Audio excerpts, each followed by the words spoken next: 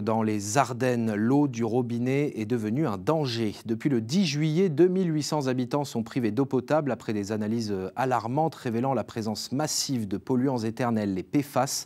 Pour le moment, rien ne bouge du côté des autorités et sur place, l'angoisse monte. Reportage de Nicole Faché et Colline Davy.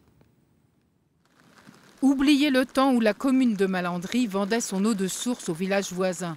L'eau du robinet est désormais interdite à la consommation pour cause de pollution au PFAS. Donc maintenant, chaque fois qu'on ouvre le robinet, on pense que c'est du poison.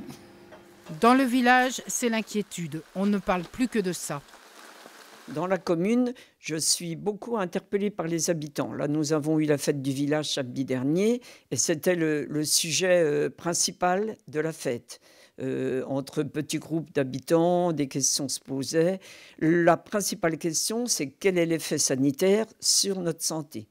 Or, malgré la gravité de la pollution, les habitants n'ont bénéficié d'aucune prise en charge. On veut faire des prises de sang, mais tout ça, c'est pas remboursé, quoi. Et puis ça a un coût. Ça a un coût.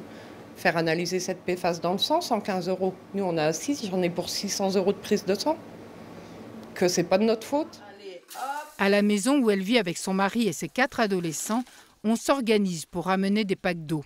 Mais ces mesures de précaution semblent bien dérisoires et ne suffisent pas à rassurer le couple, car les PFAS sont des polluants éternels dont on ne sait rien des conséquences sur la santé. On se pose beaucoup de questions pour nos enfants, en fait, parce qu'on sait que ça peut atteindre plusieurs organes du corps, donc comme le pancréas, le foie, les reins, beaucoup de choses. Madame le maire est une des premières victimes.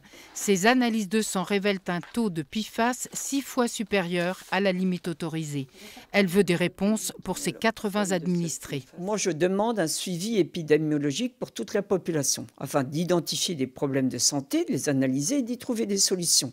Il faut quand même que l'État entende la situation sanitaire des gens dans les villages impactés par les PFAS. Un nouveau préfet vient de prendre le dossier en main.